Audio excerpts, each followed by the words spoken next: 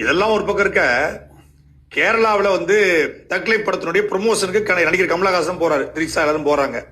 அங்க இந்த கேள்வி கேட்கறாங்க, நீங்க வந்து மன்னிப்பு கேட்பீங்களா அப்படின்னு. அவர் சொல்றாரு, மன்னிப்பு கேட்கீங்களான்னு சொன்னதுக்கு 5 நிமிஷம் பேசியிருக்காரு கமலஹாசன். கடைசி வரைக்கும் மன்னிப்பை பத்தி பேசவே இல்லை. ஒருவேளை மன்னிப்பு கேட்பீங்களான்னு கேட்ட கேள்விக்கே 5 நிமிஷம் விளக்கம் கொடுத்திருக்காரு. அது கடைசி வரைக்கும் அவன் கேட்ட கேள்விக்கு பதில் வரல. அவர் வேற மாதிரி பேசி விட்டாரு. மன்னிப்பே கமலஹாசன் கேட்டாலும் அவர் மன்னிப்பு தான் கேட்டாருன்னு புரியறதுக்கு கர்நாடகாரனுக்கு 15 வருஷம் ஆகும். ஒரு யுகமே கடந்து முடிஞ்சிடும். அவர் அன்பே சிவம் படமே எங்களுக்கு இப்பதான் புரிஞ்சிருக்கு. மகாநதியை இப்பதான் வந்து டீகோட் பண்ணிட்டு உட்கார்ந்துருக்காங்க. விரும்மாண்டியா உட்காந்து இப்பதான் ஆராய்ச்சி பண்ணிருக்காங்க. அவர் 50 வருஷத்துக்கு அட்வான்ஸா போய்கிட்டு இருக்காரு. அவர்கிட்ட போய் நீ மன்னிப்பு கேட்டனா, அவர் மன்னிப்பு கேட்டாரா இல்லையான்னு உனக்கு புரியவே புரியாது. அப்படி ஒரு கொலை போட்டுட்டு ஒட்டுமொத்தமான கர்நாடகாரனும் மண்டையில பிச்சுக்கிட்டு தெரிவிங்க. அந்த அளவுக்கு பேசிட்டு போயிருவாப்ல.